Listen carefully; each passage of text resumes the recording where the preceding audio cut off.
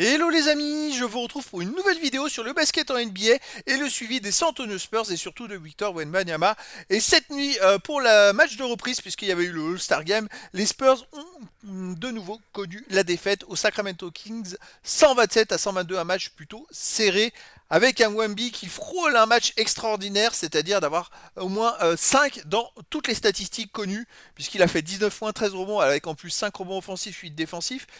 5 contre, 5 interceptions et malheureusement 4 passes décisives. Il lui manquait une passe pour rentrer vraiment dans un cercle fermé de joueurs capables de faire ce type de stats. À titre de comparaison, Nico Batum l'a réussi à le faire, je crois, 3 fois dans sa carrière, il me semble 2 ou 3 fois. Par contre, il n'était pas rookie, c'est ça la grosse différence. Et donc, bon, malgré un Victor qui fait un match extraordinaire, les Spurs ont de nouveau perdu. Donc on va revenir sur le match en détail avec les statistiques des joueurs pour essayer de comprendre un petit peu comment les Spurs ont pu perdre. On verra ensuite le classement des San Antonio Spurs dans la conférence Ouest, puis les stats de Wemby sur ce match en détail avec ses meilleures perfs sur un match. Il a battu son record du nombre d'interceptions sur un match. On verra les stats de Wemby dans l'histoire de la NBA à 20 ans, puis dans l'histoire des San Antonio Spurs à 20 ans, 21 ans au général, et dans l'histoire des Français en NBA à 20 ans, 21 ans au général. On fera un petit focus pour terminer sur le prochain match des San Antonio Spurs.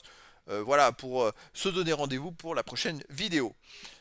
Allez, c'est parti donc, les San Antonio Spurs, ils ont perdu 127-122. Premier carton, ils menaient 32-30.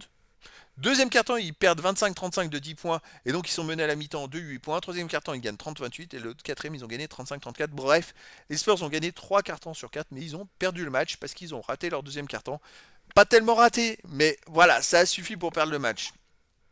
Au niveau des stats, alors côté Kings, il y a quand même des joueurs assez exceptionnels. Il y a De'Aaron Fox, il fait 28 points, 9 passes, 5 rebonds à 12 sur 18 au tir. On a 16 points de Murray à 6 sur 10 au tir. On a Domantas Sabonis qui fait un triple-double, 22 points, 11 rebonds, 11 passes, 11 sur 15 au tir. C'est quand même le grand oublié du All-Star Game, Sabonis qui enchaîne les triple-doubles et les grosses performances cette saison. C'est assez hallucinant qu'il n'ait pas pu aller au All-Star Game. On a 21 points à 8 sur 14 au tir pour Hurter. En sortie de banc, on a Malik Monk à 21 points et 8 sur 15 au tir. Ils ont tourné à 55% au tir, les Kings, alors que les Spurs ont tourné à 51%, ce qui est pas mal aussi. Mais voilà, la différence se joue à rien parce que les Kings ont fait un super match, tout simplement. Et donc côté des Spurs, ben, il y a eu des bons joueurs. Vassell, il fait 32 points à 13 sur 18 au tir, 3 sur 4 à 3 points.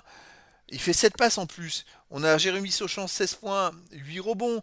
On a aussi qui fait un match correct. Keldon Johnson avec 18 points à 7 sur 12 au tir. Bon, 6 joueurs quand même à 10 points ou plus. C'est vrai que bah, les Spurs, ils ont perdu, mais je pense que les Kings ont été plus forts sur ce match-là. Malheureusement, Victor était un peu maladroit comparé à d'autres matchs, mais bon, il fait encore des stats de fou. C'est vraiment dommage. Alors, à Conférence Ouest, le classement, les Spurs, ils sont bons derniers, toujours avec 11 victoires et 45 défaites. Ils sont à 4 victoires de Portland pour aller essayer d'éviter d'être dernier. Donc, ça va être vraiment. Je ne sais pas si ça va être un challenge ou pas pour la fin de saison, parce que je me dis, en étant dernier, pour la prochaine saison, ils pourraient récupérer un super bon tour de draft. Et pourquoi pas essayer d'avoir le premier tour de draft et nous drafter Zachary et Zaché. Ce serait sympa d'avoir Victor et Zachary dans la même. Parce que je me disais que Zachary, je le suivrais bien aussi en NBA. Je me dis si les deux, ils pouvaient être dans la même équipe, ça me faciliterait grandement la chose. Donc voilà les amis, on a connu ça il y a une trentaine d'années en NBA, où je crois que les Orlando avaient eu le premier tour de draft, ils avaient pris Shaquille O'Neal, et l'année suivante, ils avaient gagné.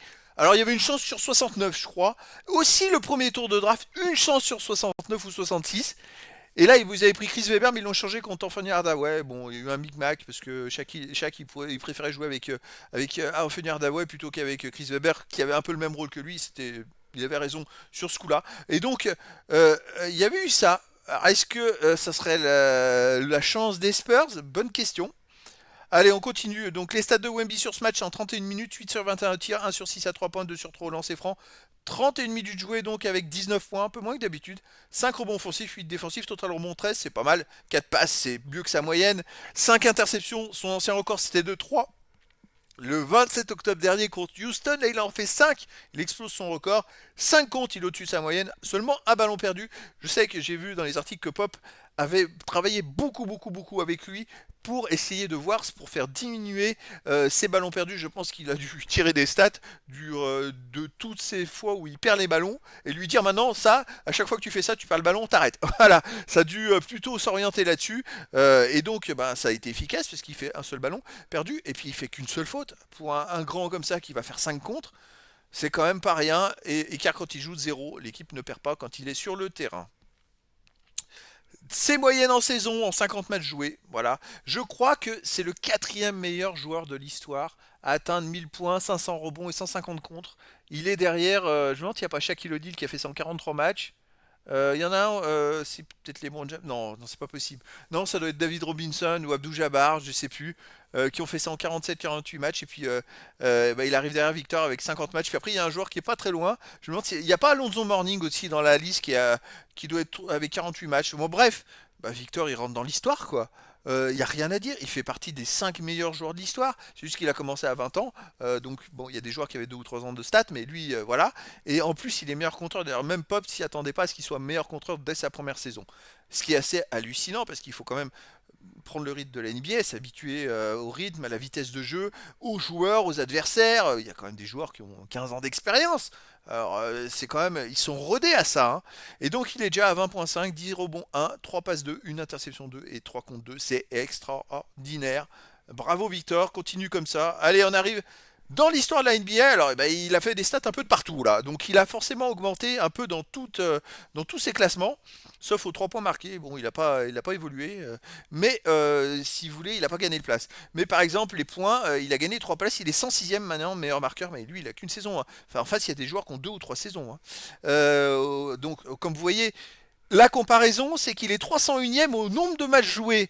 Alors, vous vous rendez bien compte que les autres qui ont joué tous 300 qui ont fait plus de matchs que lui, et ben malgré ça, il est quand même 106e meilleur marqueur. C'est pour vous donner un ordre d'idée sur ses performances, hein. En termes de gens, il est 201e en termes de minutes aussi. Et voilà, il va très vite arriver dans les centièmes, dans les 100 premiers, dans plein de stats. Il est 76e aux 3 points marqués, 75e aux 3 points tentés, 98e au lancer franc marqué. Je prends les stats dans les 100, 77e au rebond défensif, 92e au total rebond. Il arrivait à dépasser les 500, donc à son 50e match, hein, c'est quand même pas mal, hein. Qu'est-ce qu'on a d'autre?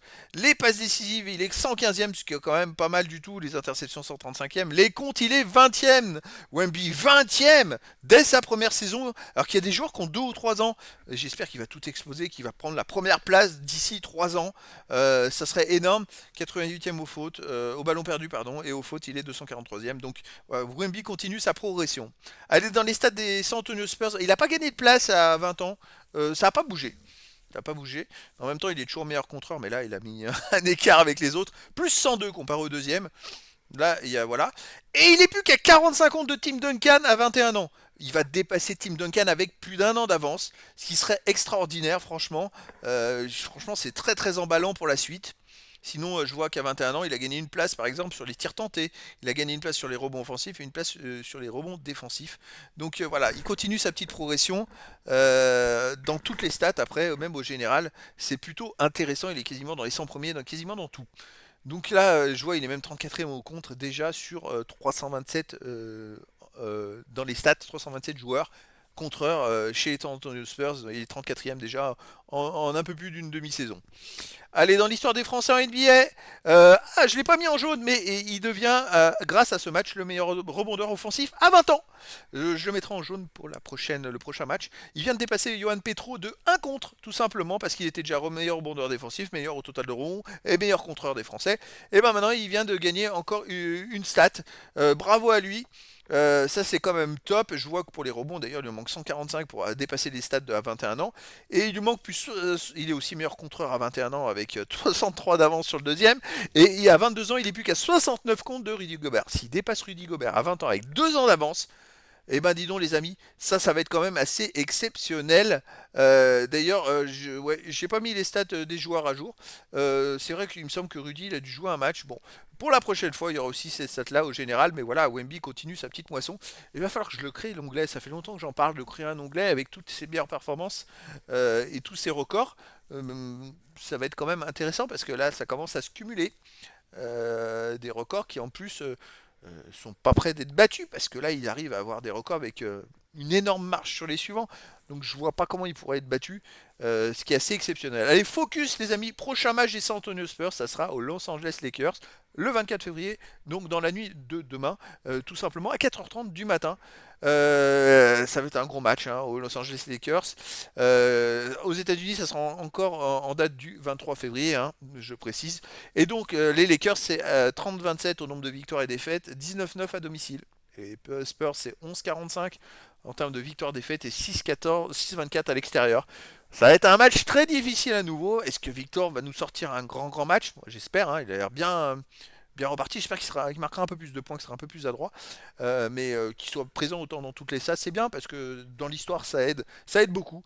En tout cas, voilà les amis, je vous ferai sûrement une vidéo comme je le fais d'habitude dans la journée si Victor joue, de bilan de ce match avec mise à jour de toutes les statistiques. Voilà les amis, je vous dis à très bientôt pour une nouvelle vidéo.